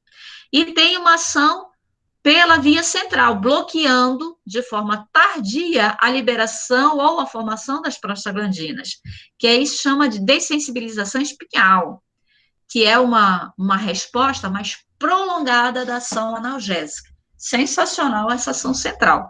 Mas essa dessensibilização nociceptiva local é extremamente importante porque ela já nos traz o alívio da condição da dor. Vamos falar de dor. A dor, ela como é que eu posso dizer? Conceituada pela Organização Mundial de Saúde como uma sensação, não é?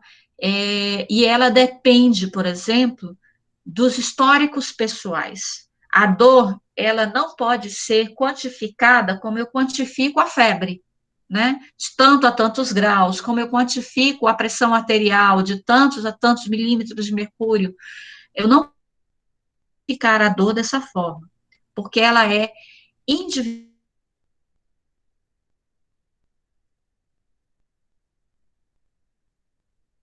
Filosóficas, né? E de sensibilidade culturais mesmo desse indivíduo. Vou trazer para vocês, por exemplo, 2 exemplos clássicos, né? Aqui, nós amazonenses, nós criados aqui na selva de pedra, né?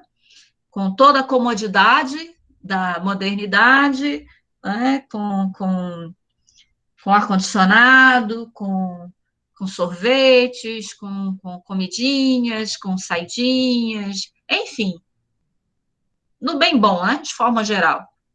E a selva propriamente dita, os nossos índios. Nós temos um grupo de índios que eles treinam os seus jovens desde as primeiras idades a serem fortes, especialmente os homens. Lembram do ritual da tucandeira? Né? Não sei se todos já ouviram falar, mas é clássico de uma tribo daqui da nossa região. Eu agora não vou falar, senão eu posso cometer um erro aqui, né? Perjúrio, falando a tribo errada. Mas nós temos uma tribo aqui no Amazonas que ela faz esse ritual da tucandeira. Esse ritual é a forma com que eles mostram para a sociedade, para o grupo deles, né, que um menino passou a ser homem, saiu dessa fase da infância, da adolescência, e já pode ser considerado um homem dentro da aldeia, né? Aqui, a nossa geração, a gente não tem isso, não, né? Tem muitos homens de 40 anos que ainda são meninos, né? São bobos, são tolos, enfim, né? Nada que ir contra os meninos aqui do nosso grupo, porque são todos homens já formados, né? Seguros de si. A gente tem uma geraçãozinha aqui que está sendo produzida que, nossa senhora. Esses índios, eles são estimulados desde cedo a não responderem aos estímulos dolorosos. Então, essa tucandeira, que é uma espécie de formiga, né, da família das formigas, né, mas é uma formiga grande, que ela libera uma toxina extremamente agressiva, que desencadeia uma estimulação nessas centrais de condução, de sinalização da dor, muito, muito, muito intensa. Causa muita dor. Então, o que eles fazem? Desde pequeno, eles começam a estimular esses meninos com pequenos toques dessa formiga, né, na pele dos meninos, para que eles comecem a aprender a suportar essa dor. No dia do ritual, eles colocam uma luva grande, de tecida, né, com material vegetal, e dentro da luva, eles colocam várias tucandeiras, né, várias e várias. E o menino, ele tem que ficar com a mão ali dentro daquela luva durante toda a cantoria, né? Eles têm todo um processo do ritual mesmo, de canto, de orações, de transe, que demora horas, né? Alguns rituais demoram de 2, 3, 4 horas, né? Dependendo do grupo étnico que estiver resolvendo ali a condição. E o rapazinho, ele tem que ficar com a mão na luva, cantando ou não, né, mas acompanhando a dança. Em muitos momentos, ele é agarrado pelos companheiros para se manter de pé, né? Ele não pode chorar, ele não pode gritar, ele tem só que suportar.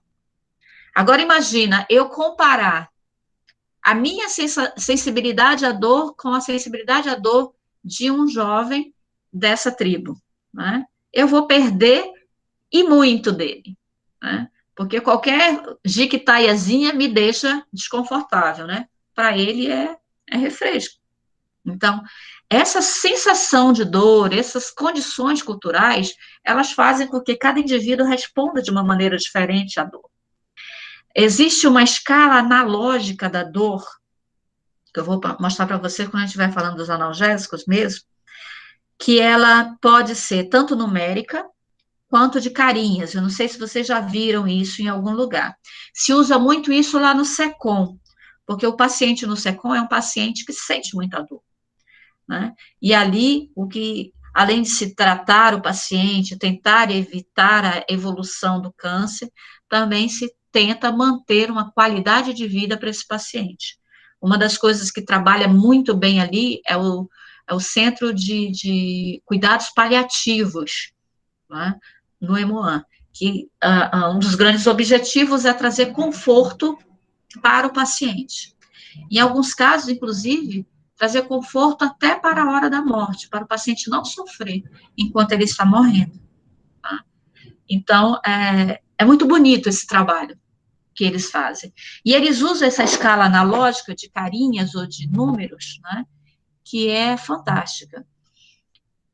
Vocês viram aquele filme Escrito nas Estrelas? Né? É muito bonitinho, né? Uma história de amor entre dois jovens, né? E os dois têm câncer, né? E os dois têm câncer terminal. E quando um dos jovens morre, né? A moça vai comentando, né? Com quem está assistindo o filme, né? Ela diz assim: todas as vezes que me perguntavam na escala de dor qual era o nível da dor que eu estava sentindo, eu nunca dei o 10. Eu guardei o 10 para quando fosse a pior dor do mundo. Aí ela diz, né, nesse momento eu estou sentindo dor 10, esse é meu 10, que foi com a morte do rapaz, né, que ela estava namorando, né. É muito subjetivo a dor, não é? É uma sensação que a gente não pode comparar. Então, o paciente guarda isso. Essa escala analógica, a pergunta que se faz para ele é: da dor que você sentiu até hoje, essa que você sente agora, ela está em que número? Sendo que 1 é o mais baixo e 10 é o mais alto. Então, a pessoa vai lá e diz o número, né? Olha, eu estou em 5, eu estou em 6, eu estou em 7, eu estou em 10. Porque isso vai depender do indivíduo. E dependendo do número que ele der, ou das carinhas, porque tem algumas, quando o paciente é analfabeto ou é criança, usa as carinhas também, né? Aquelas carinhas tristes, alegres, né? Degradê, né? De carinhas, ele aponta também para a carinha.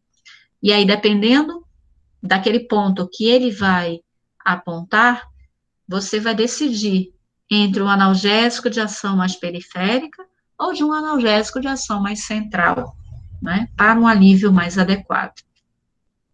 Pode ser um anti-inflamatório ou pode ser um analgésico narcótico mais potente. E aí, a ação antipirética dos anti-inflamatórios, né? O ponto essencial dessa ação antipirética vem na via central, viu? Bem interessante, porque a COX-2, a sua forma constitutiva, também está lá na via central. Então, inicialmente, se achava muito estranho essa ação anti-inflamatória nesse termostato hipotalâmico, mas se justificou depois que se encontrou essa enzima lá localizada na via central. Esse mecanismo de termorregulação, ele acontece primeiro pela dilatação dos vasos sanguíneos, o aumento da sudorese, que é uma característica do estado febril, e a hiperventilação respiratória, para tentar diminuir essa temperatura corporal. A inibição dos prostanóides, principalmente PGE2, lá no hipotálamo, provoca uma readequação desse termostato, regulando esse sistema de termorregulação. Então, isso é um fator interessantíssimo. A dipirona tem um alto poder de regulação nessa via central. E até porque também se encontrou, lembra que eu mencionei para vocês anteriormente, COX-3 também na via central. Aqui tem um estudo, esse estudo aqui é de 1996, né? Muitos de vocês não tinham nem nascido ainda, aposto. E esse estudo aqui, ele mostra que, dependendo da concentração, vejam só, que é o mesmo anti-inflamatório aqui, né? O cetorolaco. Dependendo da concentração utilizada, vejam que vai crescendo aqui as concentrações, né? As corzinhas aqui vão diminuindo. Ele fez uma analogia em relação ao sangramento digestivo e sangramento gastrointestinal sério desse paciente. Se vocês prestarem atenção aqui nas colunas, elas são crescentes à medida que a concentração do medicamento foi aumentando. Tanto na incidência do sangramento, quanto no sangramento mais severo. Mostrando que o risco do sangramento digestivo, na presença desse tipo de anti-inflamatório, estava realmente relacionado a essas doses administradas. Claro que nessa época, em 96, ainda não se tinha a clara certeza desses eventos adversos associados aos anti-inflamatórios. Depois que esses estudos começaram a fazer a correlação dos distúrbios gástricos, de úlcera péptica e o uso contínuo de anti-inflamatório não esteroidal, especialmente os não seletivos, nós começamos a perceber que realmente o risco do sangramento estava associado a essa ação não seletiva da inibição da COX-1, que inibia a formação dos trombexanos, né, e, consequentemente, o fator de agregação plaquetária acabava ficando inibido, levando a essa condição. Isso foi um marco, essa pesquisa, nessa época, né, e trouxe várias outras, claro, até bem mais importantes, mas mostrando vários anti-inflamatórios com esses potenciais, inclusive o nosso queridinho, o ácido acetil salicílico. Quando eu passo para os seletivos da inibição da COX-2, eu tenho os eventos terapêuticos idênticos, com exceção da ação antitrombótica, mas ele cessa esses efeitos adversos na via gastrointestinal, diminuindo severamente a irritação gástrica, erosão gástrica e sangramento. Então, a seguridade do uso de inibidores seletivos de COX-2 ficou muito clara com esse conhecimento das características bioquímicas desses fármacos. Fantástico, né? De forma geral, os seletivos para COX-2 têm alguns efeitos, por exemplo, comuns a todos, né? Distúrbios gastrointestinais, né? Dispepsia, diarreia, constipação, náusea, vômito, podem acontecer tanto com seletivos quanto com não seletivos. Mas é clássico que com os não seletivos isso é muito mais evidente. Sangramento gástrico e ulceração, somente os não seletivos apresentam essa resposta.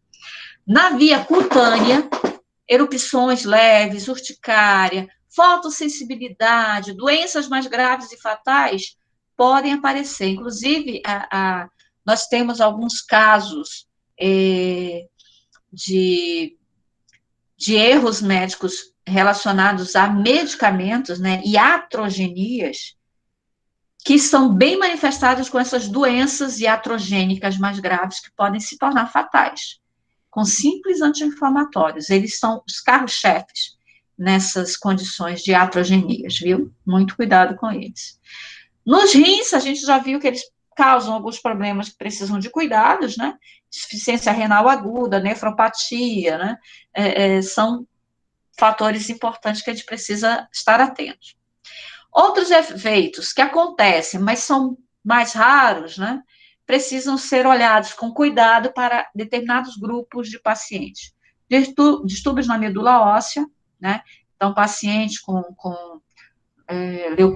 leucemia, né, são pacientes que, para usar anti-inflamatórios, precisa haver uma indicação muito severa.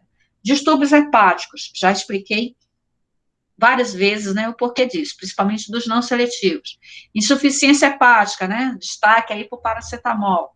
Os salicilatos, eles vão causar desde a reação asmática, como eu já mencionei, o salicismo, né, a síndrome de Reyer, levar à alcalose respiratória, que é um problema severo que pode levar à morte, distúrbios da hemostasia, pode induzir a casos de coma, inclusive o salicismo migra para o caso de coma, e até depressão respiratória. Então, o simples ácido acetil salicílico é um problema que a gente precisa estar atento a ele. Por isso que ele saiu de lá da primeira escolha como antitérmico nos hospitais, e a dipirona ocupa hoje esse lugar. Hoje, os mais usados no Brasil, né, estão aqui, né? O ácido acetil salicílico, acetaminofeno, que é o paracetamol, diflunisal, o ibuprofeno, fenbufeno, naproxifeno, o ácido mefenânico, o diclofenaco, tanto de sódio como potássio, sulindaco, a indometacina, que em casos muito seletivos, eu até tiro ela do uso comum. O piroxicam, o etodolaco, o meloxicam, metamizol, que é a dipirona, né, são anti-inflamatórios, estão no grupo dos anti-inflamatórios que tem uma viabilidade aqui no Brasil muito grande. Ok? Eu vou parar agora.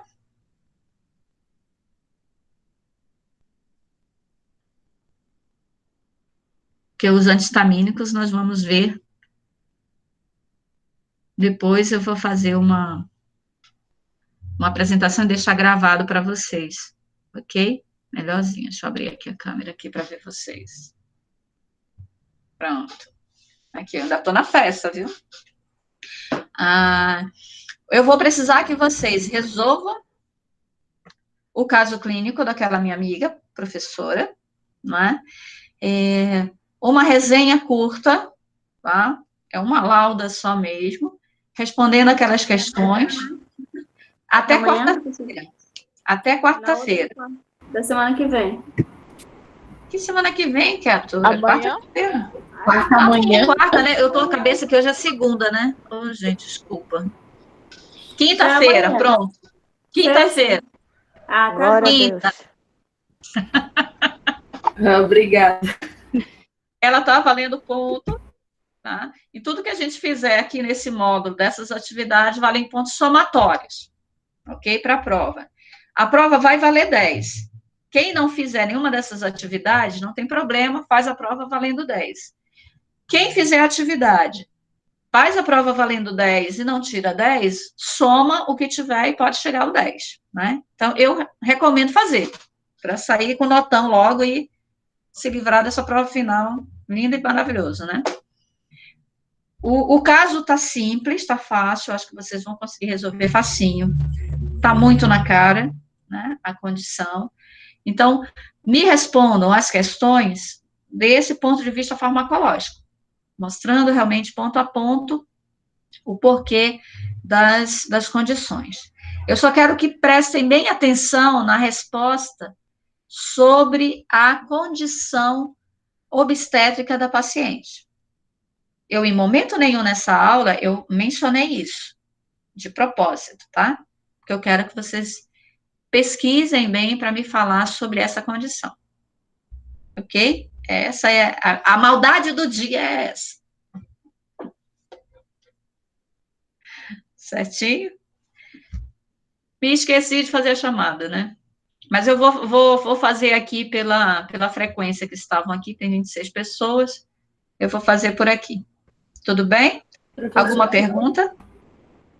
O Davi Vicente tá de luto, perdeu a avó dele ontem. Aí, Oh, meu Deus. Tem meus sentimentos para ele, gente. Tá muito difícil. aí para justificar a falta dele. Obrigada, Thaís. Nós estamos também em oração aqui, já botei até na missa no domingo aqui, pelo Heitor. Não sei se vocês conheceram, né? O Heitor foi meu aluno. E a situação dele é bem delicada, né? Ele está com um quadro neurológico que não responde, a gente está pedindo um milagre, né? Só um milagre mesmo de Deus. E o Heitor era muito jovem, gente, como vocês, cheio de sonhos. Ele sempre aparecia lá pelo nosso laboratório de farmacologia. Professora, eu quero fazer um PIBIC com a senhora. Professora, eu quero fazer farmacologia. Ele acabou migrando, parando lá na bioquímica, né? Ele ficou 2 PIBICs com a professora Flávia, na bioquímica, né? Mas ele sempre, volta e meia, estava lá. E, olha, tem algum experimento, eu quero acompanhar. Ele chegou a acompanhar algumas coisas com os ratinhos lá com a gente. Menino muito esforçado, né? Muito batalhador mesmo, né? E o sonho dele era fazer a residência fora. Sempre foi isso, ele sempre quis ir fazer fora, né? Então ele estava indo buscar esse sonho dele e infelizmente essa fatalidade aconteceu com ele. Então vocês possam também colocar o Heitor nas orações de vocês. Quem puder ajudar financeiramente, pode transferir alguma coisa. Eu mandei para tudo quando foi colega que eu conheço, que não conheço, e botei no meu Facebook. Porque a situação não é fácil, você sabe que se manter em São Paulo não é uma coisa que é barata, né? E contando com a graça de Deus, né, com a misericórdia, que o Heitor possa sair dessa, ele vai precisar da fisioterapia, vai precisar de grana também. Então, que a gente não possa abandonar. Não, é uma coisa que a gente não deseja para ninguém, mas que a gente possa ser também, acho que um pouco também caridoso, né, nesses momentos. Às vezes a gente não tem muito, mas compartilhem, se vocês puderem. Se vocês não tiverem aquele linkzinho da conta, vocês devem ter, né? Acho que vocês receberam, não? Isso. Temos, prof. Compartilhem, isso, compartilhem com mais gente. Agora, na época do Natal, que o pessoal quer fazer alguma coisa, não sabe o que fazer, só, olha, ajuda aqui o nosso amigo, o Heitor, para ele poder sair dessa, a irmã dele poder estar dando essa força lá, né? E dar força para o Davi também, né? Que agora, com o luto em casa, é muito difícil, gente. Chegar ano e ter que lidar com luto, ter que lidar com provas. É um ano realmente que eu não gostaria de ter vivido. É um ano que destruiu a gente. Quando a gente pensa assim, não vai piorar, o negócio nem piora. Né? Então, continue se cuidando, por favor.